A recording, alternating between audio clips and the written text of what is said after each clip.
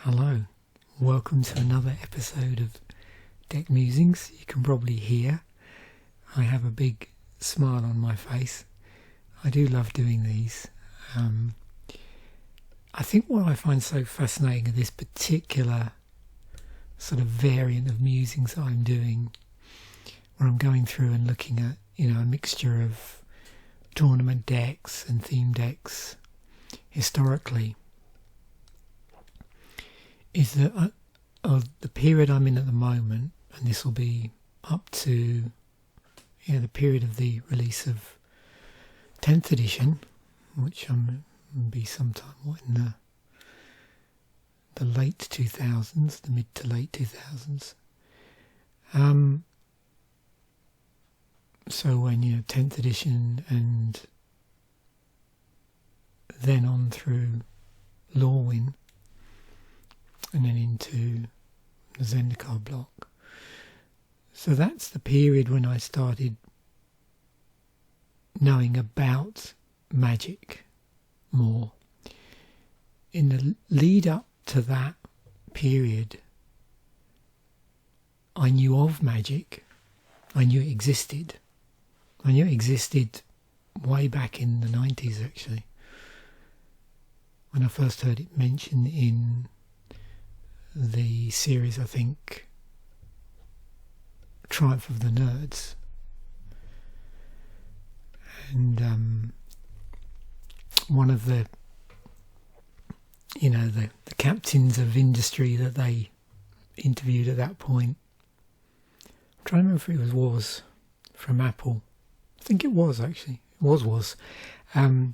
He'd mentioned about Magic the Gathering. And I'd seen it in a local store, like a pack of, I don't know what it was. The starter packs then looked very similar. So I'm never sure whether it was. It certainly, I think, was 4th edition or earlier. And I remember seeing it at the time. But it wasn't until later that I really started to understand about it. So this is why this is so interesting, is because there's so much about this period I know nothing about. And it's great to just go through and look at like what was in the standard meta and associated formats at the time. You have to excuse me. I'm suffering a bit over the last few weeks of like a dry throat. It's funny, as the climate changes in Nova Scotia, it gets a lot drier in the winter. It's weird that the late summers here are a lot more humid than the winters, and the winters can be very dry, and it affects my throat sometimes quite badly.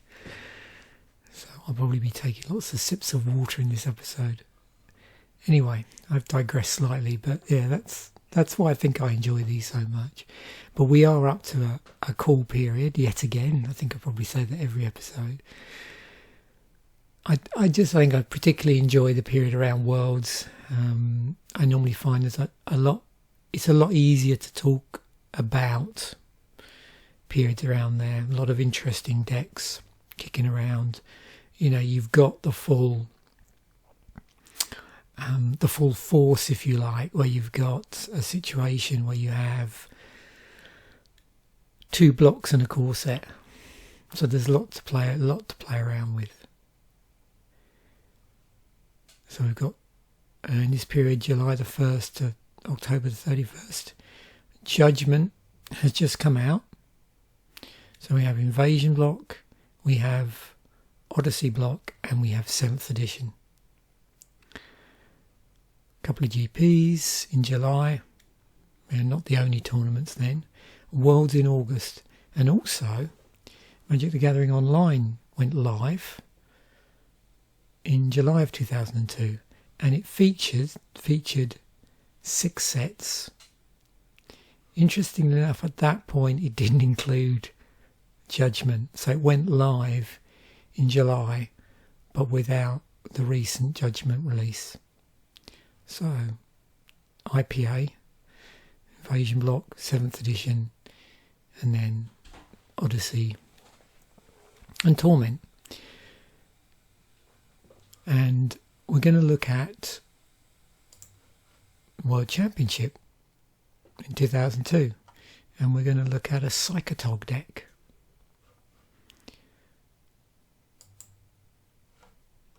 Which was also part of, included in this series of World Championships decks which Magic was releasing from 1997 through to 2004. I should look up one day, find out why they discontinued these, because I think they're awesome. Right. This is an idea. And they're, you know, gold bordered, so you get around any of the problems with introducing, you know, tournament legal cards into the card pool if, you know, WotC were worried about the secondary market without being worried about the secondary market. It was an interesting choice as well in that it had, and I think part of this was because, we'll see in a moment, we'll see how many Psychatog decks there were in the top 8. But often when this happens in the World Championship decks, it sometimes means that there was a lot of one particular deck. So they don't want to obviously keep, you know, you can't have a situation where you've got virtually the same deck but slightly different sideboard. So we'll have a look in a moment. I set these up and then set these and forget them, which is part of the fun. I always set these up a week before I do them, and I get selective amnesia, which I quite enjoy. Now, what I think I've inadvertently closed down here is the top 8. I'm pretty sure I had a top 8 listing. Let me try and find that now. I wonder if I accidentally let's just open up a tab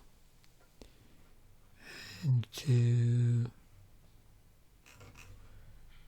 normally we're good, Psychatog 2002.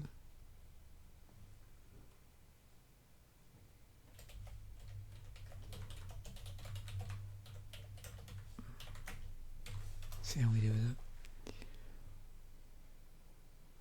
So Worlds was in Sydney. Okay, yeah. A lot of Tog. And last week we looked at Squirrel Opposition, didn't we? Well, the Squirrel deck was still kicking around, and as you can see here, where was it? Yeah, Squirrel Opposition, Psychatog, Goblin Trenches, UG Madness. So it's blue-green Madness, red-green Madness decks. In the World Championship decks we had this, which one? Blue-black Psychatog. It's a control deck. We've got a Squirrel Opposition, which was in the quarterfinals. A green, white, red zone 2K2.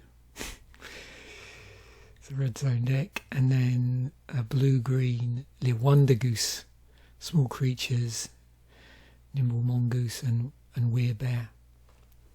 Bit of Threshold in there.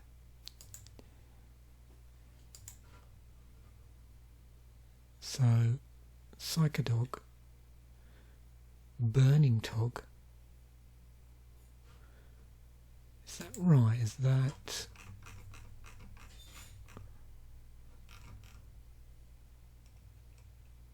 It says it's Squirrel Opposition. I wonder if there's a mistake there. Because here it...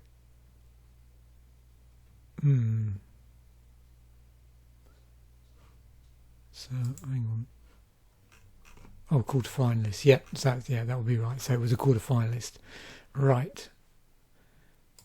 So... Yeah, okay. That would be right then, yeah. Quarter-finalist deck. Okay, they did have to go far out, quite far out then. Yeah. So what is that?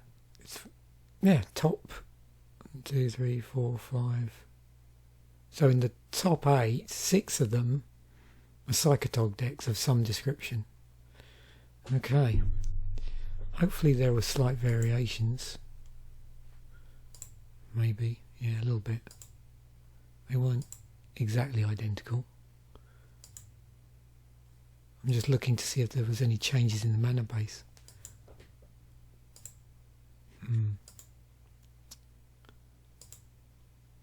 There's only changes in the sideboard. And then we've got a couple of squirrel oppositions in the top 8. Okay, let's actually look at the deck. So here we go, and we'll organise it by grid. Okay, so just 8 creatures. And you'll probably see in a moment there's going to be quite a bit of control here then. So, 4 Nightscape Familiars, so 1 in the blacks, 1/1. Blue spells and red spells you play cost 1 less to play. 1 and a black, regenerate Nightscape Familiar. We've got 4 Psychatogs, so 1 blue-black, discard a card from your hand. Psychatog gets +1/+1 until end of turn. Remove 2 cards in your graveyard from the game. Psychatog gets +1/+1 until end of turn. So you're basically pumping it through either discard or exiling cards from your graveyard. So, because the idea is you want to fill up your graveyard, and so we have quite a number of spells here that are not creature spells. Just looking at the costs here. So let's go through and have a look. We've got a Counterspell, 2 blue, counter target spell. We've got a Memory Lapse. So there's 4 Counterspells. There's 3 Memory Lapses. So Memory Lapse is 1 and a blue counter target spell. Put it on top of its owner's library instead of into that player's graveyard. So it's bouncing it back to the library. Circular Logic. 3 of those, 2 and a blue counter target spell unless its controller plays 1 for each card in your graveyard. Has a Madness of blue, so you can actually pay this card for its madness costs at the time you discard it from your hand. So you can sort of see how that can interact with Psychatog. So we'll keep an eye out for the madness stuff because it's going to have an interaction with that. 3 Cunning Wishes, so 2 and a blue. Choose an instant card you own from outside the game. So that would be in your sideboard in tournament play. And put it into your hand. Remove Cunning Wish from the game. It's 2 and a blue. 4 Repulses, so 2 and a blue. Return target creature to its owner's hand. And if, bearing on the time, you're also looking out here for the Judgment card. There's a Judgment card. Fact or Fiction still kicking around because that was in Invasion, so in the previous block. 3 in the blue, reveal the top 5 cards of your library. An opponent separates those cards into 2 face-up piles. Put 1 pile into your hand and the other into your graveyard. So you've got this filtering effect. But your opponent gets to separate those cards. You choose from the 2 piles, but they choose what goes into the 2 piles. 24 land, quite a lot to choose from. You'll notice here that we've got Cephalid Coliseum from Odyssey. So this adds blue to your mana pool. It does deal 1 damage to you, but it has this threshold effect on it. Single blue tap, sacrifice Cephalid Coliseum. Target player draws 3 cards, then discards 3 cards from his or her hand. Plays ability only if 7 or more cards are in your graveyard. So they're getting there through, cards just going to the graveyard because they're being cast. In the case of, instants and sorceries, but also Psychatog is gonna, if you can discard cards from your hand to give it +1/+1, get in that way through Psychatog. We've got Darkwater Catacombs, which is this really interesting filter land, which is from the same block the same set as this Odyssey. And the filter lands, you pay 1 mana of any colour, and then you get back 2 of a combination, in this case blue-black. 10 islands, so you can see we've got quite a lot of non-basics in this to make up to 24. We've got Salt Marsh, which comes into play tapped. Tap it, add blue or black to your mana pool. 3 swamps, so actually another 3 basic lands here, and you forgot about this. But still quite a number of non-basics here. And then we've got 4 underground rivers from 7th edition. And you tap these, add 1 colour to your mana pool. Tap, add blue or black to your mana pool, but it deals 1 damage to you. Then we have 8 sorceries in here. So 3 Chainer's Edict. It's 1 and a black. Target player sacrifices a creature. It's got flashback on it. So you can play this card from your graveyard for its flashback cost, then remove it from the game. And then also with flashback, we've got Deep Analysis. There's 3 of those, 3 in a blue. Target player draws 2 cards, flashback of 1 and a blue, and pay 3 life. We've got Upheaval for 4 and 2 blue, return all permanents to their owner's hands. So obviously some of these cards you have to be a bit careful with, because with the flashback cost here, ideally, and again it depends on, I suppose, what the board state is, what your hand's like, what the graveyard's like. You don't really want to be removing flashback cards from your graveyard if you have an intention of, trying to then play them. So yeah, it's I imagine, and I've never played this deck, but I imagine there's quite a, as I would normally term, a cognitive load in these sort of decks of really sort of thinking ahead about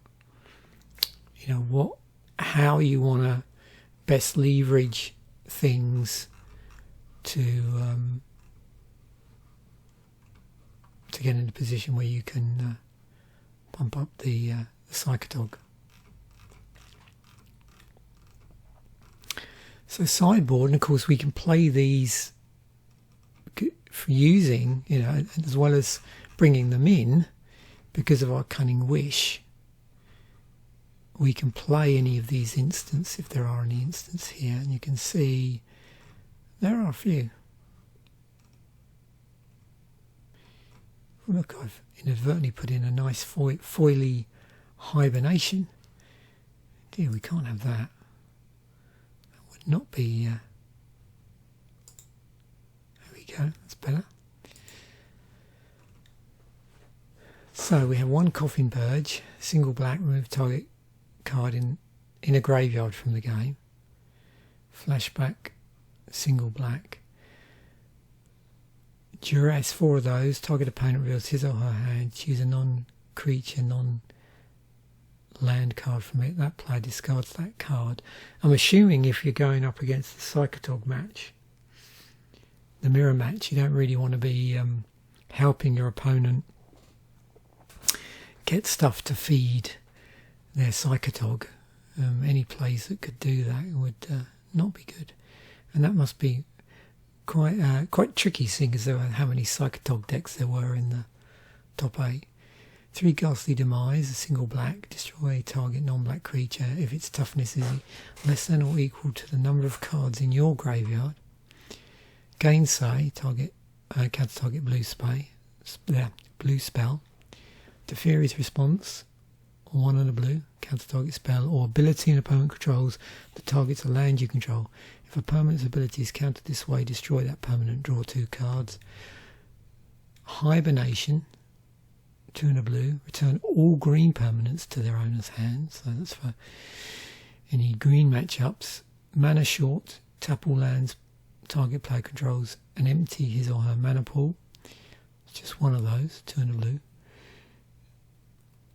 A recoil, 1 blue black, return target permanent to its owner's hand, and that player discards a card from his or her hand.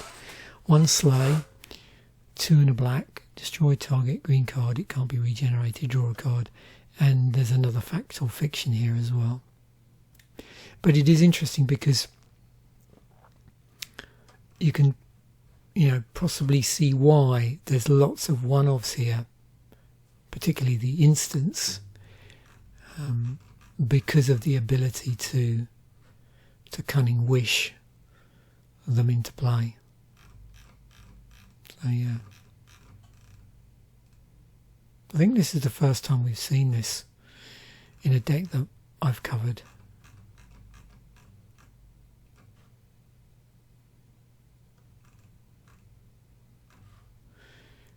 Right. So, Odyssey Islands, very nice, particularly this one. So, do I have an order for these in terms of which ones I like over others? I probably would go this one, then this one, then this one, then this one. But if you ask me from a week from now, that may well change, but yeah. But I think this will always be my favourite. That one there. Swamps, yeah, I love them all. I think I pointed out in a previous episode, these look like hooded acolytes to me. I know it's outgrowth, but yeah, that's what it looks like. But yeah, all of these, difficult to choose a favourite. Possibly, yeah, this one, I think. This one. Yeah, I could well imagine a deck if I was playing Swamps with just these in it as my choice. But yeah, they're all really nice. This reminds me of a few swampy patches near to where I live, actually.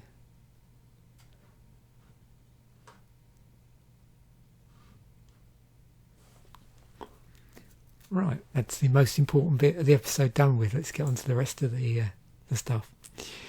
Okay, now this came up in From the Vault's Realms.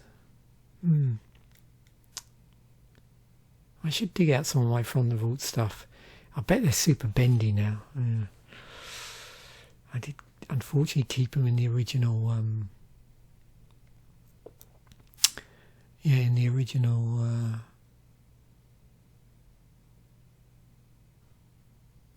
box.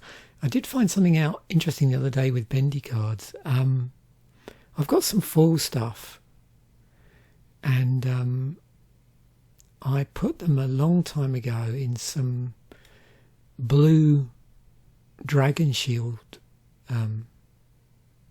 sleeves, and interestingly enough, they were sitting in my EDH toolbox, the one that I sort of put together in an episode I did on I think the very first Commander fodder, and they're really straight. Like I expected them to really be bent. They've just been sitting in there. Yeah, they've hardly got a bend on them at all. So yeah, and I've noticed that like some sleeves are better at just holding. I suppose it depends on how tight the sleeve is a lot of the time. If there's not a lot of give on the back of the sleeve and it's pretty tight, it helps with preventing it from bending. If there's a little bit more give in the sleeve or a little bit more room, then it's more likely to bend. Anyway, I've digressed. So these here, let's have a look at these because these are interesting. So you've got single mana non-basics that actually deal you damage. I'm going to have to look at this as a thing. Now, you probably guessed these are going to be a cycle. So what I'm interested in is monocolour pain lands and how big you get that. So what have we got here? Alliteration. We've got this, which I'm going to look at, these threshold pain lands, and just see what you got for your threshold. So this was a loot ability on this one, but you have to sack it. That's the only thing, so it's not repeatable. It's a utility land, so this ticks quite a lot of boxes. There's a drawback, it's alliteration, Cephalid Coliseum. Like I said, a pain land. So let's look at the cycle. And this tells us straight away, because there's no other criterion here, that these were never reprinted. Lovely artwork. So we've got,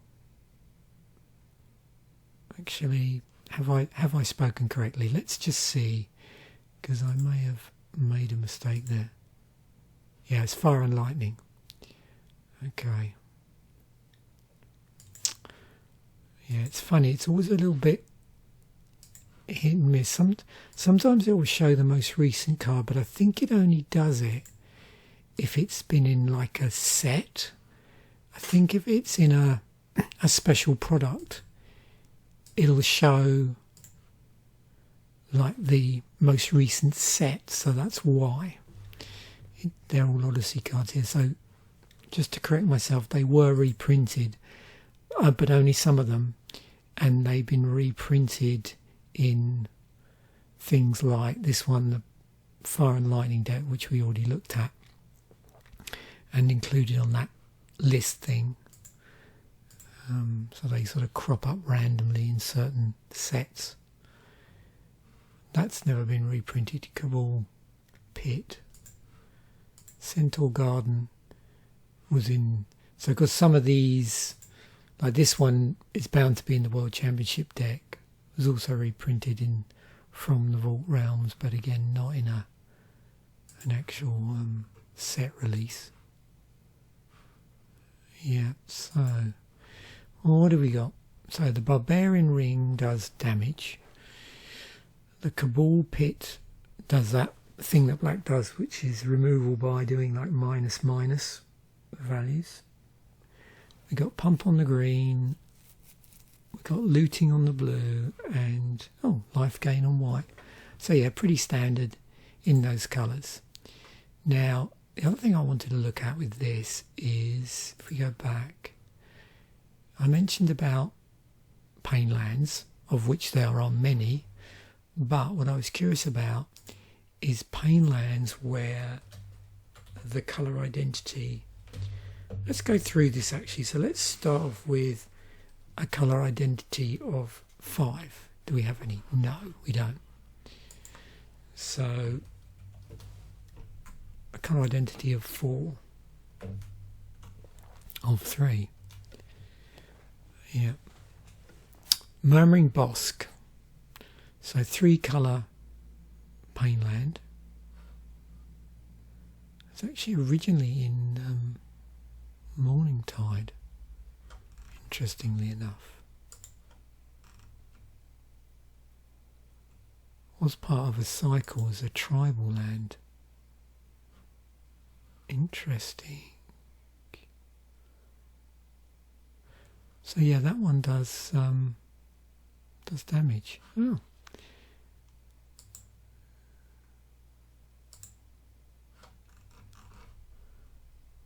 Okay. 2, we're going to see a lot more. So there you go. There's your classics. We'll do our favourite. I think because we've got so many. Just for the benefit of people that haven't watched previous episodes. So you can see pain lands are in Ice Age, got them in Tempest,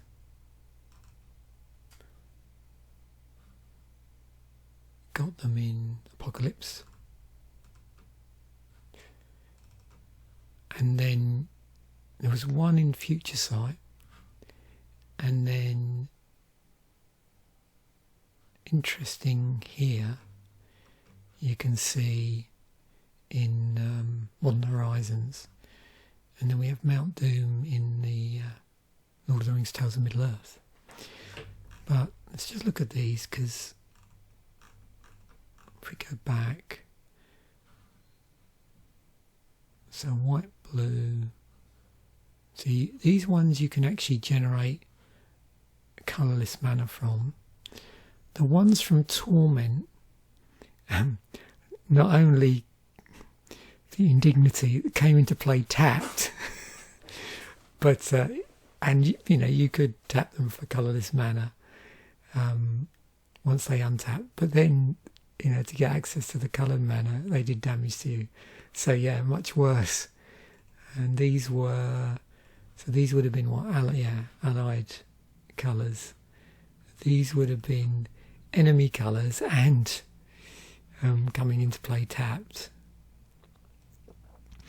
And then the actual enemy colour versions of the Ice Age ones were in Apocalypse.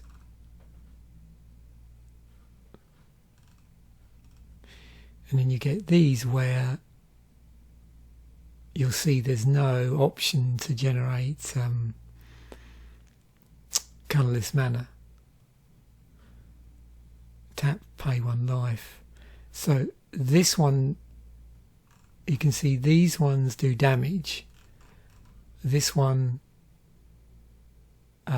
depletes life by saying pay 1 life. So, you know, if you've got any, how would you think about it, like synergies going on in your deck, the sort of synergy is going to be different. So, you know, synergies that do damage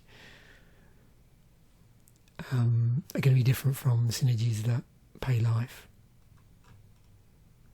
So it's interesting to see that. And then they've got this draw a card business. And then if we go down to mono-coloured stuff, so 12 cards. So okay, that's interesting. So of course this cycle from Hour of Devastation. So here's the ones that we're sort of concerned with because of Cephalid Coliseum, in terms of ones that were in the same set. And we've got this Tomb of Urami, which adds black tar mana pool, and it deals 1 damage to you if you don't control an ogre. So yeah, ogre tribal, and this other interesting ability of generating a legendary demon spirit. And then we have these ones, these deserts. So with these you can add colourless to your mana pool, but if you want access to the coloured mana, then you've got to pay 1 life.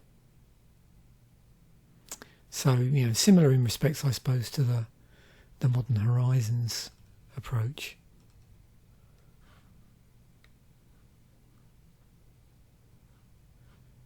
But what's interesting about these is, you know, they have this other ability on them as well, so not dissimilar to these in that respect. And then you've got Hawkins National Laboratory,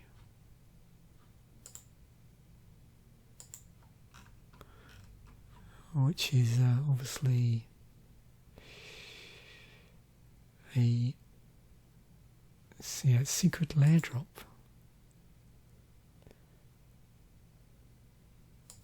Inspired by a well-known series that streams on Netflix. Stranger Things. Okay, do we have anything that's like a pain land that... Oh yeah, of course. Oh, so again they put some of these in the... Yeah, so... It's putting this into the category of Painland, interestingly enough, as opposed to what, like a Shockland. Is that in both categories?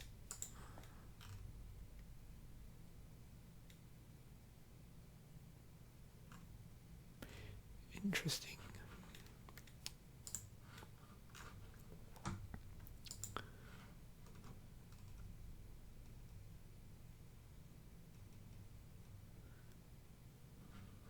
Looks like all the colourless ones sort of over the map really. I'm just seeing if there was ever any cycles. So there were 3 here in the same set. You also have 1 in Odyssey as well. That's a lot of damage. And you got sort of mana confluence. Interesting. Okay, so I better move on now. That was fascinating actually. Never really thought about those so much. Oh yeah, the filter. So this was like a Dimir Signet, but on a land. So these came before the Signets.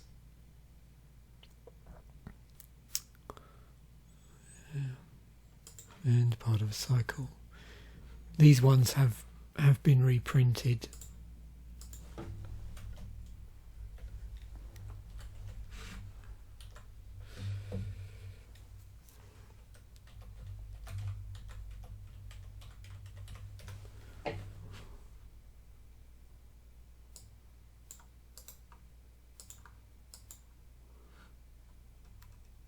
But yeah, it's just 1 for each colour combination in the the allied colours. But beyond that, just curious if there's much more to talk about. I don't think really. I mean, it's a mana filter, and there's quite a number of cards in the. If you're curious about this whole idea of mana filtering, it was a thing in Homelands.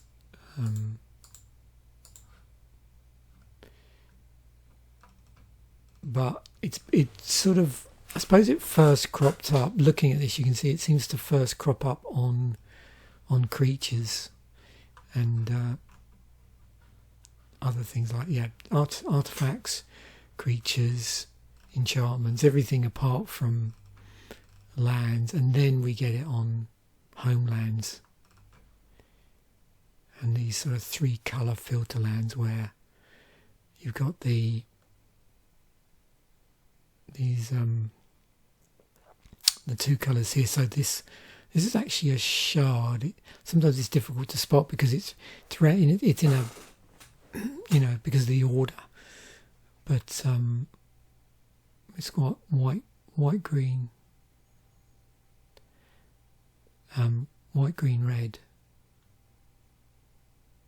Well, I'm just having to do woobug in my head. So if you think of it as red, green, white, then you can sort of see the shard.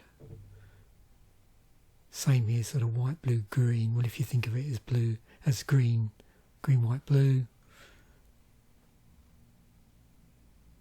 All of these are quite hard to spot actually. So one of the colours is a straight filter and the others are much more expensive.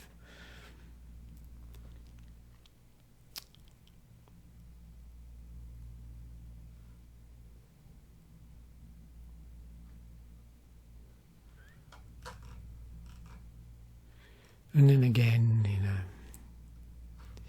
artifacts, the land here with it on. Creatures is Enchant World with filtering on. Mana Prism. It's interesting. Henge of Ramos. Things like Bog Initiate as well. There's been a few black creatures that do mana filtering. And then these attendants as well that can filter, but then you have to sack them as well. Yeah, on these easier to see the shard.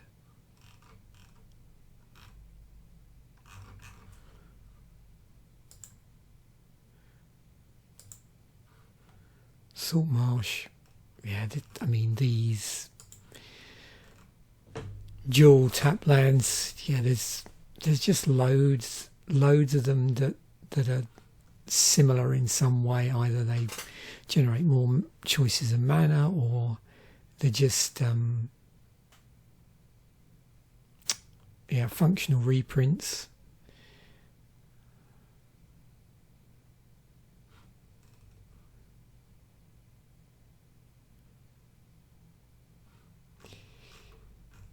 I don't know how many times these themselves have been reprinted. So they were reprinted a lot. Oh, I say a lot. They were reprinted in like the older core set. But I think beyond that, it was more the case that, have a look, Submerged Boneyard. You can see there's so many of these.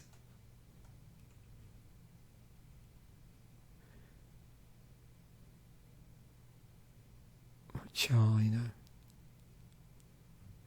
variations on a theme, which are slightly better for various reasons. Sometimes because they're gates and they synergize better with other cards. Sometimes they're life gain staple to them. In this case, it's a snow land. On that one, you got Salt Marsh, which we've just looked at, but Submerged Boneyard. I was trying to find the ones that just keep getting reprinted over and over again, or at least seem that way. Whenever I opened a toolkit, there seemed to be a set of them in there, and they became like the go-to dual lands from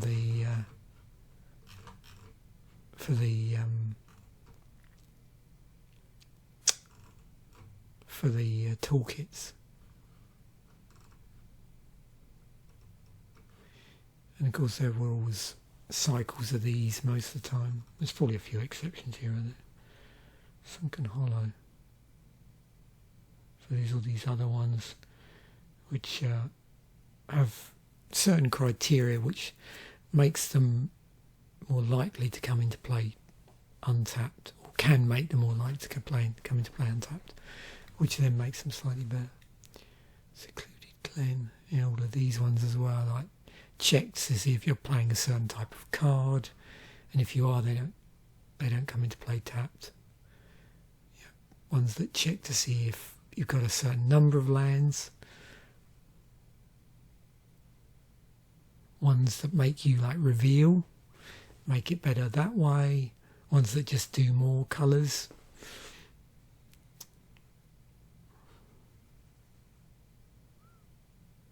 Those ones that have the ability to turn into a creature.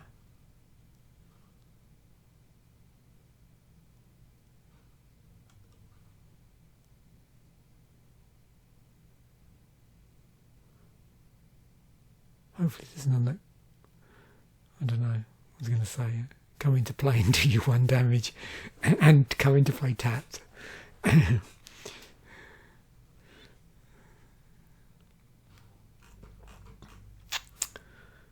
Right, moving on. Just check there wasn't more. I don't think there were. It always feels like, yeah. It's funny, isn't it? I suppose, yeah. Oh, it's just that period, wasn't it? Oath of the Gatewatch, Ether Revolt, and Cat, M19. I suppose what it was that the period where they were putting out 2 Deck Builders toolkits a year and alternating? I think it was. So it just felt like they were just everywhere. And so, yeah, that's probably why it felt like there were so many sets with it. And then there's 4 there anyway, so yeah, fairly close together. So there's our Salt Marsh, which we just looked at.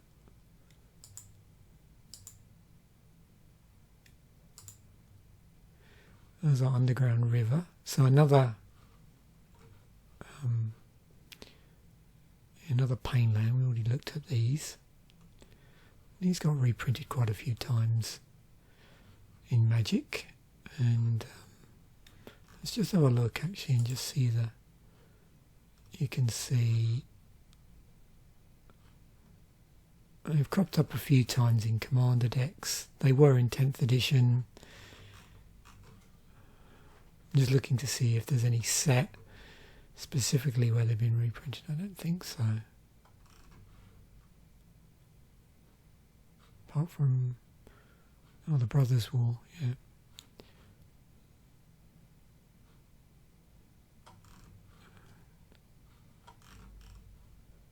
But yeah, fairly regularly reprinted in core sets up to and including 10th edition. Okay, Nightscape Familiar.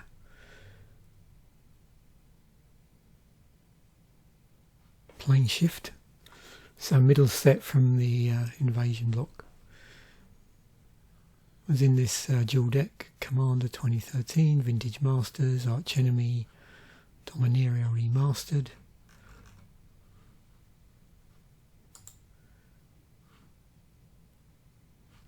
It's the most recent one.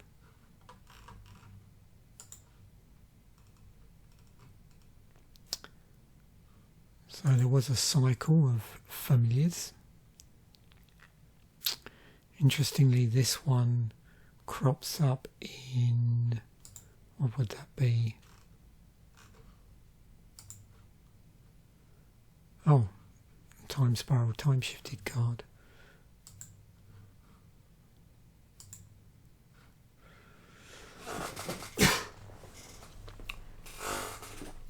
Yeah, you can see. So basically, they reduce the cost on the colours of mana that are either side of this. So blue, black, red, white, blue, black, green, white, blue, red, green, white, and then black, red, green. So yeah, cost reducer. And we've looked at cost reducers in previous episodes. There are loads of them. Does not apply to effects that reduce a spell's own cost, like Delve. So cards that make other spells cost less, because there are certain mechanics and abilities that will also, on the card will reduce the cost somehow by doing something else. Whereas this is an instance where this card, counts something or looks for the presence of something and then reduces the cost accordingly. But yeah, quite a number of those. And again, if we were to look through historically, which we've done before. I've looked at these quite a few times, so by the look of things. Yeah. Because the ones I always remember are these medallions, which reduce the cost of spells. I don't know how much these are now. Yeah, the original ones are pretty expensive.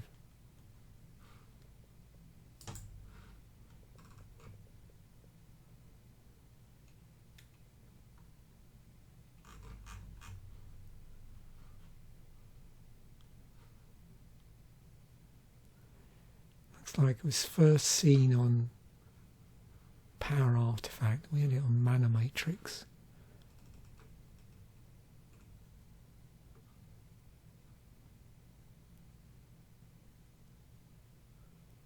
The Dark. How much is this now? $26. Wow.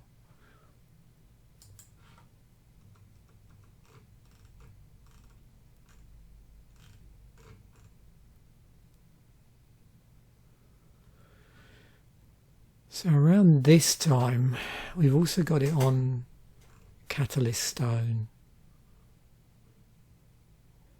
and Urza's Filter. I'm just looking at all the cards that would have currently been legal in Standard.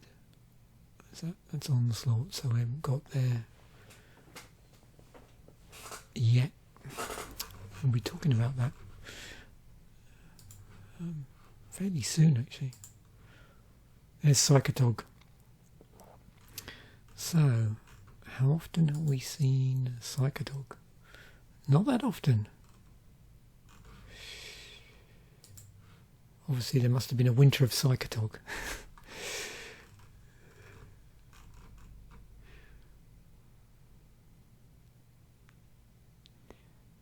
Yeah.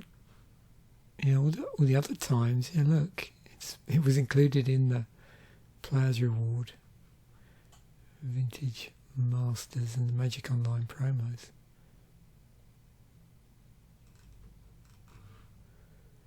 Okay. So, yeah, there's our cycle.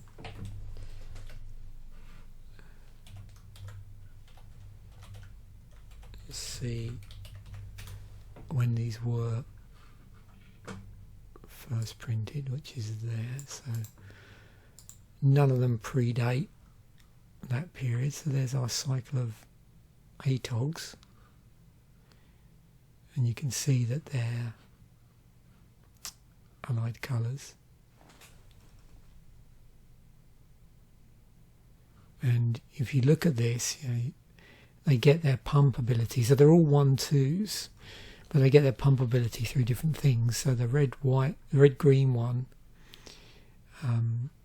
gets it through interesting, you know, combination here. So sacrificing an artifact gets you +1/+1, and sacrificing a land gets you +1/+1. For Psychatog, which is the white-blue, enchantments or discard. And you'll probably notice in a moment where the overlap is. So if you just notice the colours here and then the two abilities. So the red-green one was artifacts and lands. The white-blue one was enchantments and discarding a card from your hand. The blue-black was discarding a card from your hand and removing cards from the game.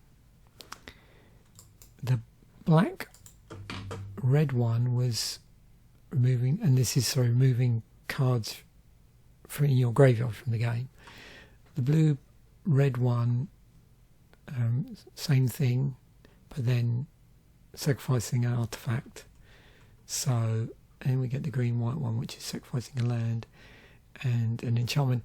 And they're in you know, they rearrange the order as well, which is good. So you can see that the red thing is sacrificing an artifact. The white thing is sacrificing an enchantment. The blue thing is discarding a card from your hand. Yeah. The black thing is removing 2 cards in your graveyard, and the green thing is sacrificing a land, which I may have said already. Yeah, so interesting how that holds together. Anything else I really want to talk about? So they were also like a draft signpost in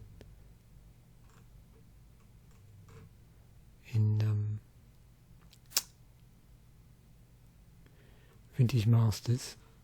I hesitate there. And you can see it was, well, the Psychatog. Psychatog was. Yeah. Different art there as well. Graveyard Fuel, yep. Discard outlet. Shade Pump. So affects the given arbitrary amount of +1/+1 until end of turn. See also fire breathing in red and armouring in white. So that sort of thing. The Graveyard Fuel thing, it's 147. You can see it's basically any card that leverages cards in the graveyard to fuel something else in some way. And I imagine it's gone on quite a bit, and we've looked at that before. Yep. Firstly with Headstone.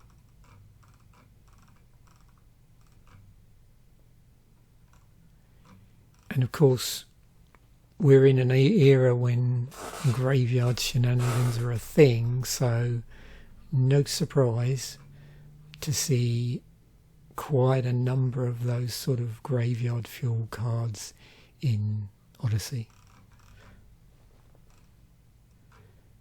And then a few in Torment, and then some Judgment stuff.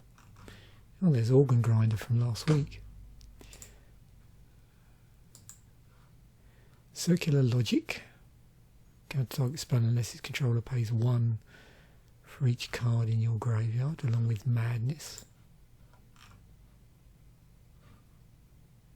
So, yeah, we looked at these different cycles in the previous episodes. There was a lot of, around this time, a lot of cards that were basically, you know, part of a cycle because they were uncommon or, you know, certain rarity, and they had Madness.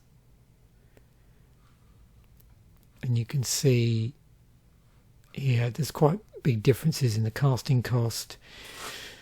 The ability on it, you know, does typically things in that colour.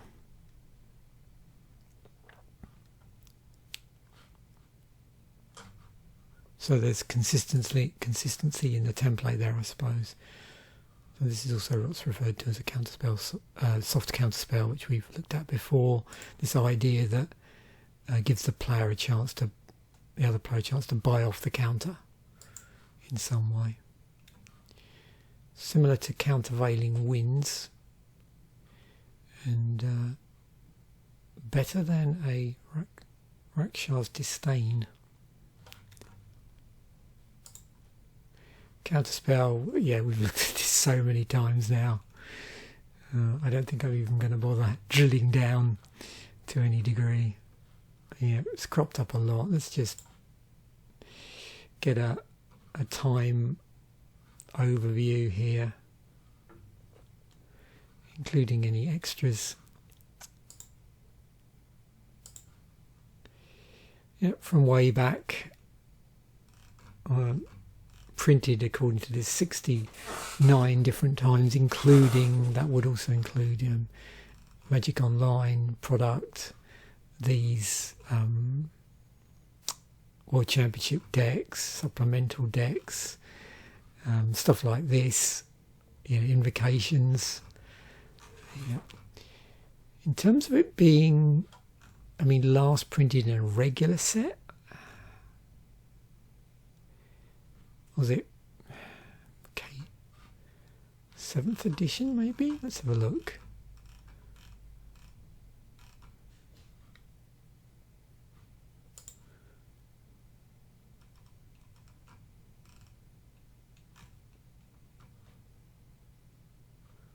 I think all the other ones are instances of sort of supplemental product or decks or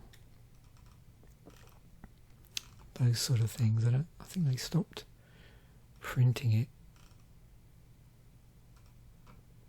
at that point. So yeah, 7th edition. I remember it turning up in this dual deck. And they put it in things like Vintage Masters. There's another dual deck it was in. Tempestry Masters, Eternal Masters, and the 25th edition product. The mystery, you know, the mystery booster thing. It was in the Mystical Archive. That's Modern Horizons there. Secret Lair Drop, so kept for special occasions. Cunning Wish. Like I said, I don't know if we've looked at this sort of card before. So this always fascinated me, like cards that you can, that, you know, you can wish in from outside of the game. So Death Wish. Okay, so looks like we definitely have. Let's have a look at the cycle. So cycle of Judgment Wishes. There we go. So Golden Wish did artifacts or enchantments. Cunning Wish did instants. Death Wish did a card you own from outside the game, but came with the downside of you lose half your life. Okay, it could be any card. Red did sorceries. What did green do? Land, yet? No surprise. So I suppose, well, black gets you to choose anything, but it's a pretty extreme, you know, like half your life. I think this is the only other, this is the card where you get two different types. I think all the other ones, oh, that's creature or land actually, so yeah. Without another downside. So Living Wish, 1 and a green.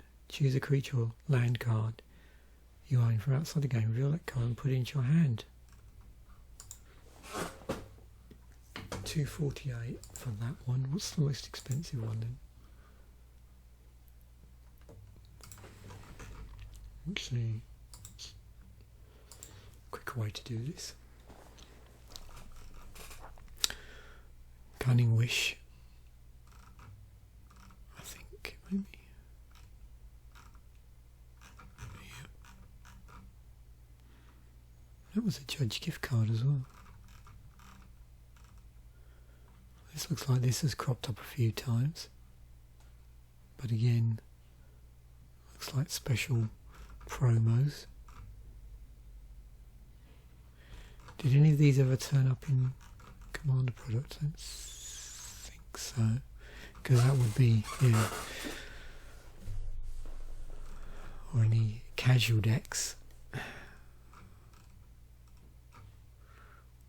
be rather a problem. Yeah. So yeah, no theme decks for you.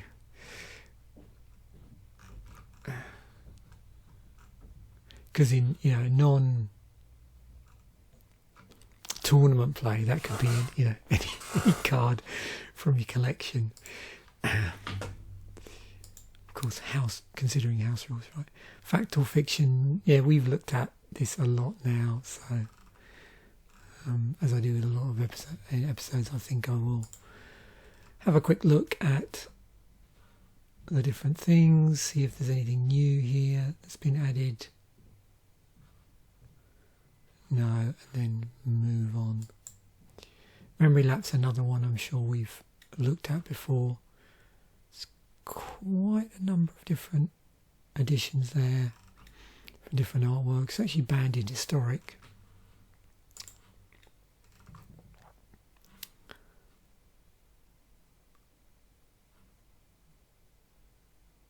Oh, this was a tuck spell, counter target spell, put it on top of the library instead of that player's graveyard.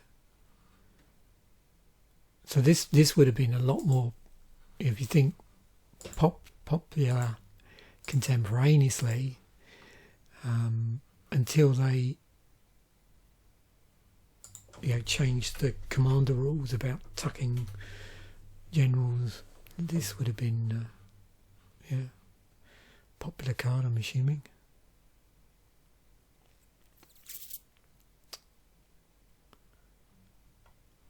If you're playing blue.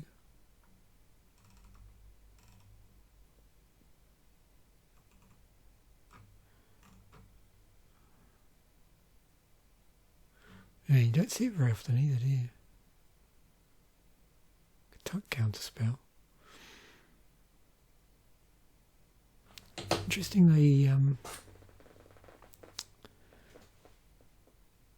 just looking to see if there's any difference. It's like they colour shifted it in Conflux.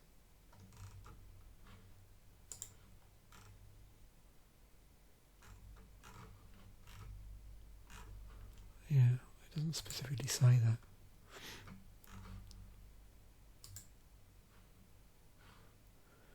You got things like Spell Crumple.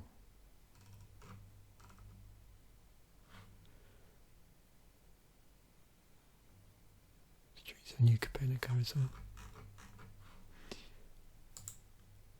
Oh, Repulse. Turn target creature to its owner's hand. Seems to have cropped up in quite a lot of supplemental product.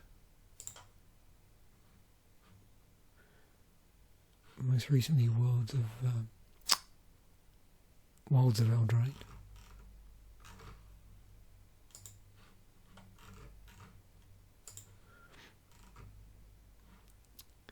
Better than Dragunder.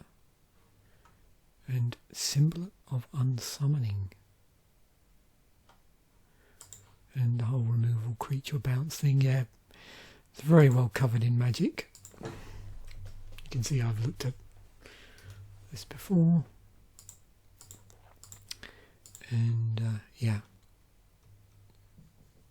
Of course, Unsummon. And Boomerang.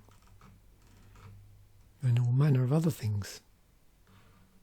Stapled to creatures. Another interesting thing as well. And you can see they've sort of messed around with the type of cards, how they interact, what triggers it. Interesting additional things during the era of Urza's Legacy, so the whole free spell stuff that was going on.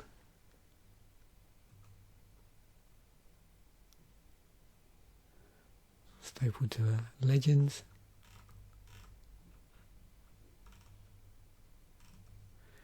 Yeah, cropping up in other colours as well. Some bit of charm action there as well. Yeah, popular effect to have as a spell in its own right, but also like staple to other things. These were always interesting, the edicts, so where a target player sacrifices a creature. So you're targeting the player to sack a creature, not targeting the creature itself.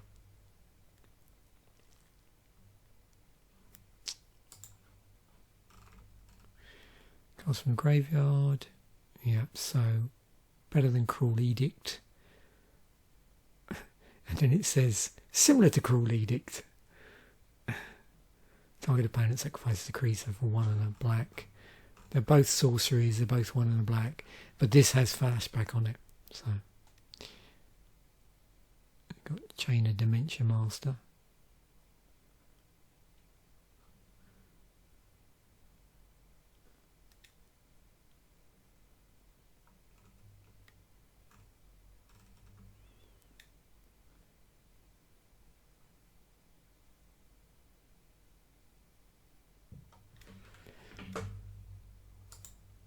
Deep Analysis, draw 2 cards, has flashback on it, 3 in a blue, but the flashback cost also incurs a cost of 3 life.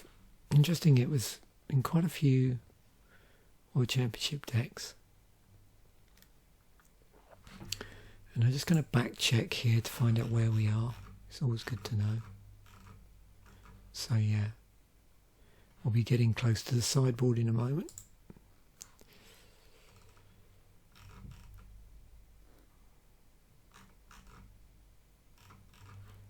And so we got things like Comparative Analysis, which has got a surge cost on it, and then Inspiration, which just draws 2 cards for 3 in the blue.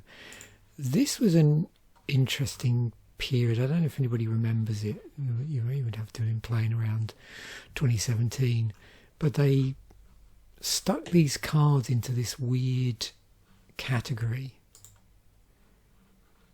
and they ended up in this welcome deck. So there were these cards, there was no core set around that time, I don't think, and so they stuck a load of cards that would normally be in a core set and put them in things like the welcome decks, and I think some of them even turned up in the toolkits actually, because I've got a few of them. and so they were legal in standard without being any in the. I think that's right. Yeah, legal in standard without actually being in a standard set, so to speak, because they were in this special category, and they had this weird symbol here. And that was during that period when there were no core sets, and we were still on the, however many sets per block model, rather than just a set is its own thing. Upheaval, return all permanents to their owner's hands. Banned in Commander, banned in Oathbreaker. Yeah, we've seen this card before. Pretty dramatic. Sweep a permanent bounce. I mean, there's other cards that do it, but according to this, only 4 cards that are permanent bounce sweepers. Got Coffin Purge. So now we do move into the sideboard. These are interesting cards, so ways of removing a threat from a graveyard. They obviously seem to appear around the time of sets as a way of dealing, sets that have some sort of, use the graveyard as a resource, and it's a big thing in a set. Obviously you need ways of dealing with stuff that could suddenly be cast from a graveyard and interfering with that. And this sort of stuff gets stapled to lands, those sort of things. So similar to Fade from Memory, similar to Shadow Feed, and also Cremate. We've got when it was colour shifted into white, so Purify the Grave, and here, so there's a category there like hate against a certain set mechanic as well. It's a useful category here. Actually, it gives you clues as to where they've done similar things with other to deal with other mechanics, keywords, abilities that could be problematic in a set. So that would definitely be an interesting rabbit hole to go down. I'm more interested in the general sort of graveyard hate stuff, because there's a number of cards in here that I tend to remember a lot.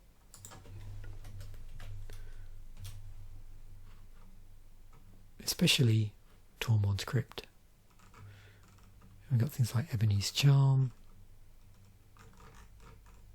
or Ebony Charm, Scour, Eradicate, Cremate we've mentioned already.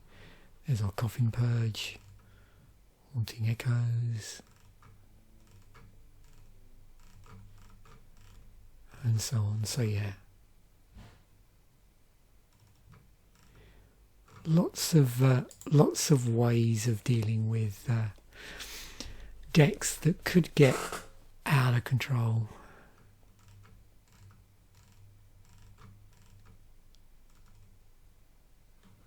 There's a Jun Charm, very useful.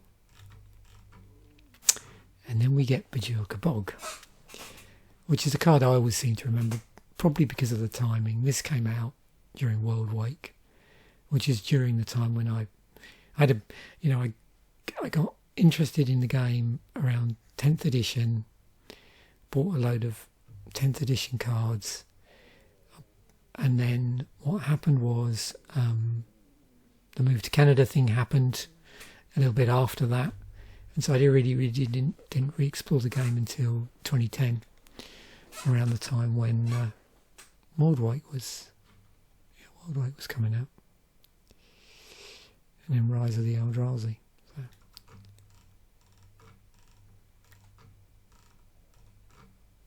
Wasn't there another land card they did it on as well? I'm trying to remember. A slight variant. Well, Easy way to find out. Just do this.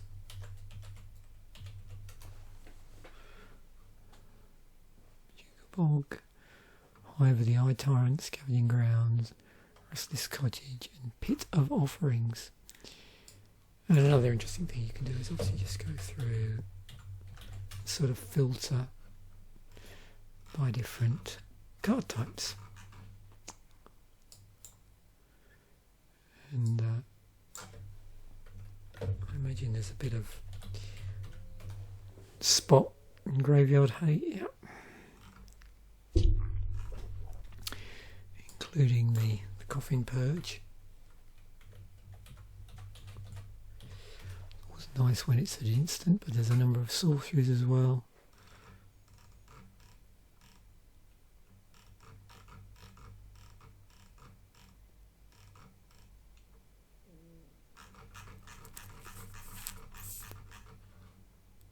I wonder what artifacts they stuck it on.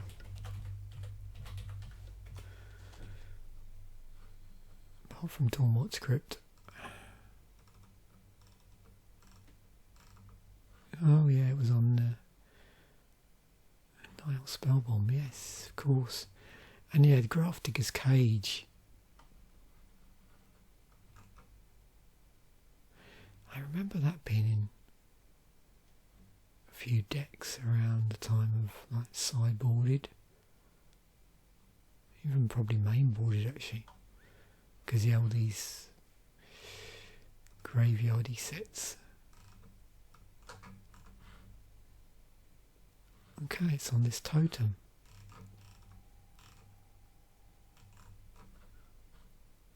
Yeah, I didn't know there was a... There's also some very interesting scarecrow cards with cool, like removal related stuff on that are always worth checking out, I think. Oh, good old Duress. We've looked at this a few times over these episodes, but yeah. I always remember this artwork. Yeah. So, first crops up in Urza's, kicking around in 7th edition. Which is why we have it here. Yeah, it disappeared for a little time till M10. And we get a run of it in core sets, but you can see it sort of alternates a bit. It was in that Graveborn deck. Have we looked at that? Yeah, we have looked at that. So M11, M13, that's a Magic on the online version. M14. Looks like they must have printed as part of that, those comics they did. I should look back on those. I've got these, but like unopened. I just decided to collect them all, but then not do anything with them, so they're sitting on my shelf. And then you get them cropped up quite a bit in like non-core, and back into core sets again. Yeah, very popular card to put in a set. It's for hand disruption. No doubt we had it in the No Hand, No Land episode, I suspect.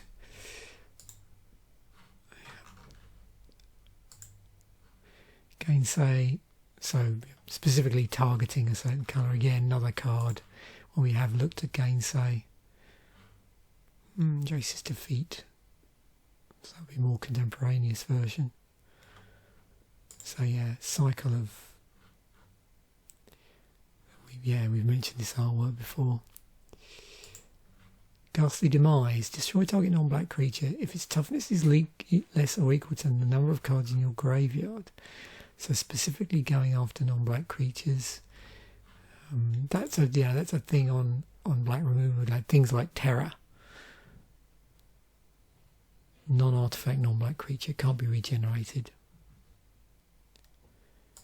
And then removal creature destroy, obviously a big thing in black. And historically it's been interesting because there's been lots of changes. I'm just going to look at just purely the mono black cards, but it's interesting how it's morphed over time, I suppose, in terms of. So initially when you saw it, so this was interesting. You got tap to destroy any tapped creature. So this sort of assassin ability. But then we've got things like terror, dark banishing, and then really over time, there's things like Necrotol, where it's attached to a creature, so it triggers when it comes into play. And so often stapled to creatures or activated as part of, say, of an activation cost. So some it was enter the battlefield, some it was part of an assassin type activation ability, and then other times it was just directly destroy a certain other ability, like with the shadow creatures. Things like Befoul, really interesting. So you've got it both land and not black creatures, and we cover this in No Hand, No Land actually. Expunge, Swat, so cares about power. So I suppose what I'm getting at some degree, it was regulated in some way in terms of what it could destroy. But then as we get further on, you start to notice that they raise up the cost a little bit and then make it to a point where it's a black spell that can pretty much destroy anything. So again, we've still got stuff here, destroy a target tapped creature, destroy specific coloured creatures. What I was looking for is the one I always remember before it got stronger. So just before I talk about that, so things like Eye Blight's ending was sort of playing with making it a bit, so this was a destroy target non-elf creature. And then other ones like the these ones, which have some other condition on, and again with Shriek more, this is selective, can't destroy everything. And then we get Doomblade, so we can use it against artifact creatures. So this at the time when Doomblade came out, basically if you played black, it was in your deck. And then we had Go for the Throat, which did the opposite. So it could destroy everything except non-artifact everything except artifacts. But of course that was in Mirrodin. More ones that play around with saying, well, non this, non that. And then we get Murder. It's 1 and 3 black. Just destroy target creature, no conditions. And I'm trying to think, I've been skipping over these, and maybe my viewers know, was that the first time you had just and obviously there was mass removal black spells, there was the colour shifted version of was it Wrath of God, Damnation? But in terms of targeted removal, was that the first time in black you could actually just destroy a target, any creature, regardless of what colour it was or whether it was no colour, without some caveat or some additional cost beyond the casting cost? I would associate that as being the case, because I think everything before that, like I said, either had some extra caveat to it or there was a additional cost involved. Anyway, yeah. Hibernation. Return all green permanents to their owner's hands. So yeah, another sideboard card in this deck. Sweeper permanent bounce. It's included in those 4. But this one is not banned in certain formats. Just deals with green permanents. Was in Urza Saga. Got reprinted a few times. Mana short, tap all lands target player controls and empty his or her mana pool. Yep. Turned up a few times until 7th edition. And that was it. So, what are they saying? It's a tapper land. Okay. Do we get that a lot? Let's have a look. Yeah, I've clearly looked up this before, so yeah, the answer is yes, I have looked at this before. Of course, yeah, things like Icy Manipulator, yeah, so anything that has a capacity to do that. I remember mole worms I featured in an episode. If we're just talking about blue cards that do it, it's quite a number.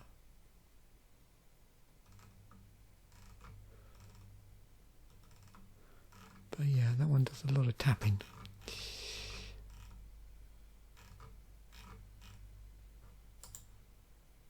It really does drain your opponent.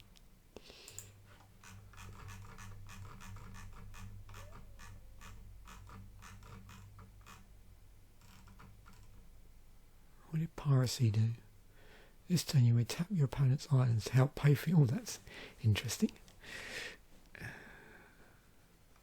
See, a lot of these that fall under that category are all like messing around with stuff, tapping and untapping stuff generally, or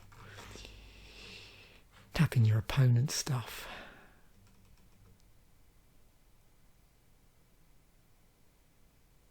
Tapping your stuff to tap something else. Recoil, return target opponent's owner's hand. Then that player discards a card from his or her hand. So interesting combination there, and I love these sort of combination cards. So you've got bounce with discard.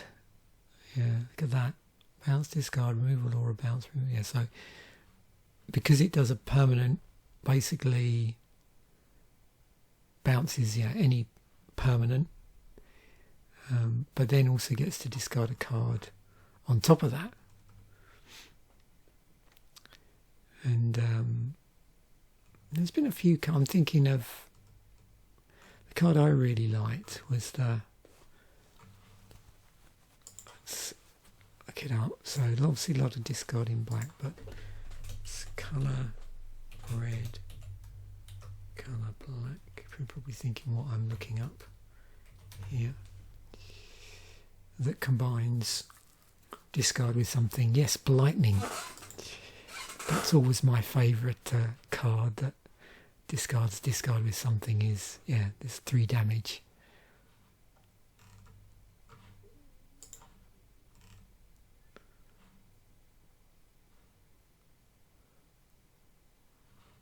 Yeah.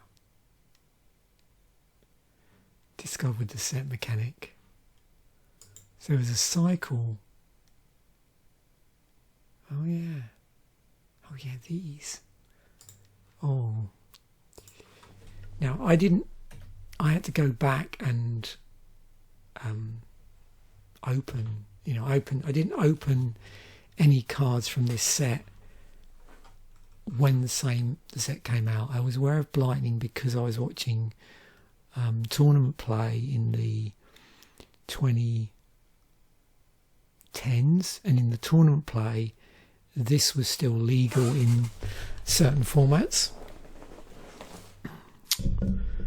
probably would have still been legal in standard, wouldn't it, for a period of time? But there was also extended as well, I suppose. But one thing is, when I did get around to opening some Shards of Alara cards, because these were at common, I saw these a lot. And there's that whole thing, isn't there, with, I've mentioned in loads of different episodes, not just these ones, but ones where I've opened the card, that as fan thing of, as you fan the cards out, what impressions you get about the set. And it's all, I find it always really, really interesting when they print cycles at common. And what that does to your memories of the set, if the cycle's interesting or has some interesting cards in it. And this was one in particular at that time. But I don't think, we've come into this from an aside in terms of looking at another card, which was our Recoil. It was a draft signpost. Now, where are we? So, let me just check something. So this was at common. It was in invasion. So, I'm just curious. Even though it says there's not a cycle. If we do invasion cards at common, that were 2 colour, so we do get 10.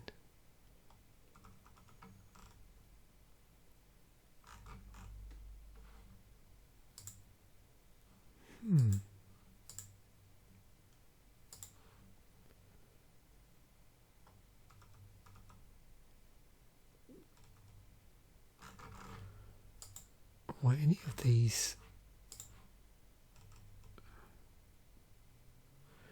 So there were the... Okay, so there were the invasion 2/2s. Yeah. So if I take out anything with power 2, we should be left with 5 cards. Oops. There we... What have I just done there?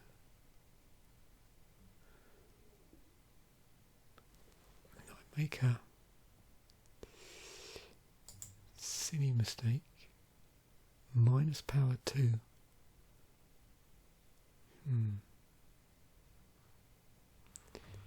Interesting.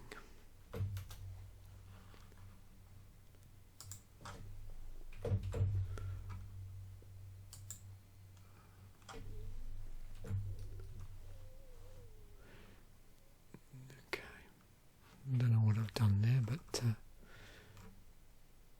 maybe I've had a brain fart. I always thought you could do that. So, type.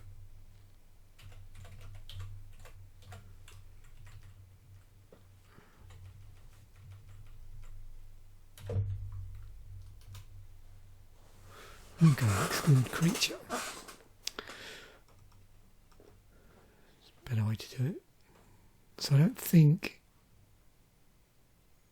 any of these, so what are these? These are allied colours, but yeah, no, they're not considered to be a cycle. So the 2/2 creatures are also in, yeah, same colour combination, but they are a cycle. Okay, so interesting.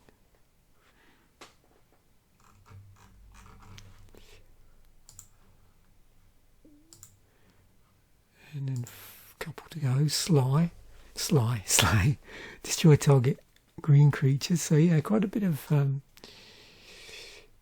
things that target green in the sideboard. But again, this sideboard had a lot of one-offs in it. Mirrors execute. Destroy target one creature can't be read. Card. Okay, turn a black. Okay, trap. So it was a cycle of cantrips from the set. have looked at before.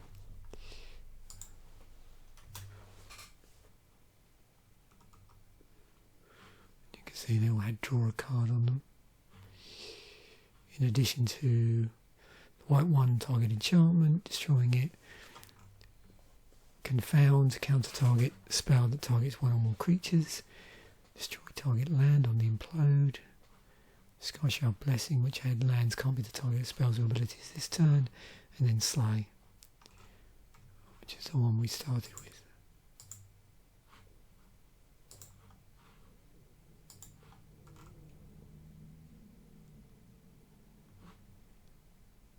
And then finally, Teferi's Response. Only an invasion and then reprinted for the previous year and this year's World Championship decks. Counter target spell or ability. An opponent controls the target's a land you control. If permanent abilities counter this spell, destroy that permanent. Draw 2 cards.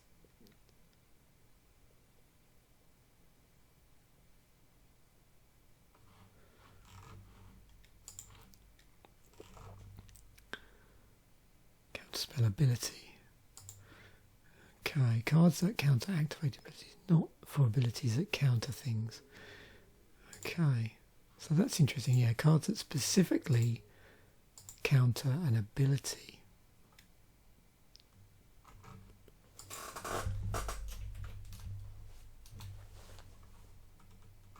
It's not a legend. So there's Teferi's Response. Squelch. Oh, yeah, Kira. Great glass spinner. Not of this world. Oh, of course it was on Frost Titan, wasn't it?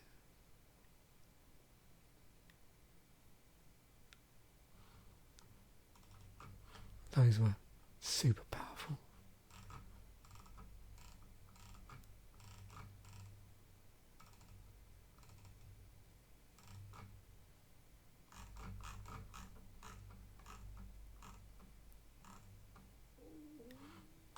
Yeah, we've got to look at the cycle of Titans, haven't we? I mean,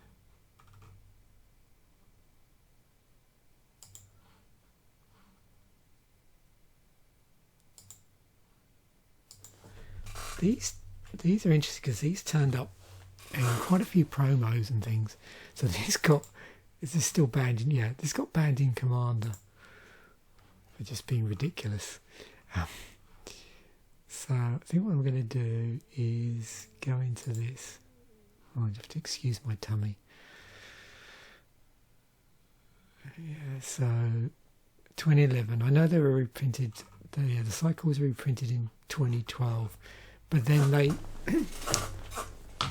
they cropped up as these promos, which is how I think I got hold of most of them.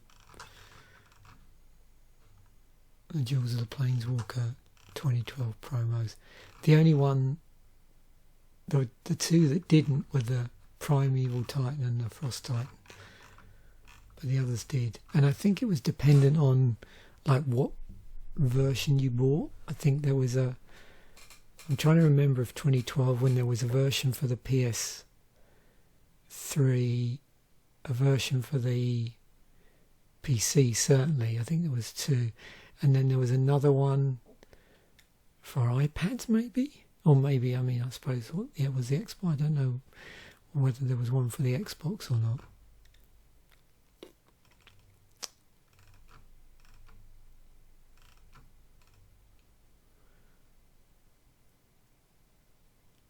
It's funny because you got it banned in Commander, but it's been in 2011, 2012, Modern Masters 2015. Iconic Masters, Secret Lair Drop, Time Spiral Remastered. It's turned up in New Capennia Commander and in a few Commander products, the red one. Also the Arch Enemy deck. Yeah, this one again in Commander.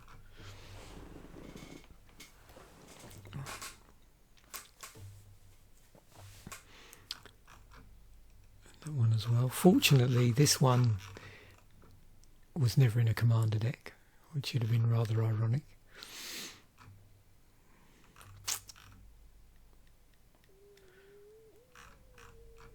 I think probably sometimes the one I've seen the most, just through, being in different things over the years. Okay, there we have it. It's our original deck. So yeah, interesting deck. Just obviously get that Psychatog pumped up and swing with it. But yeah, there's lots of instant speed control shenanigans going on there, and gaining stuff from your sideboard, which makes it a very interesting deck. So thanks once again for watching. Bye for now, and I'll catch you in a future episode.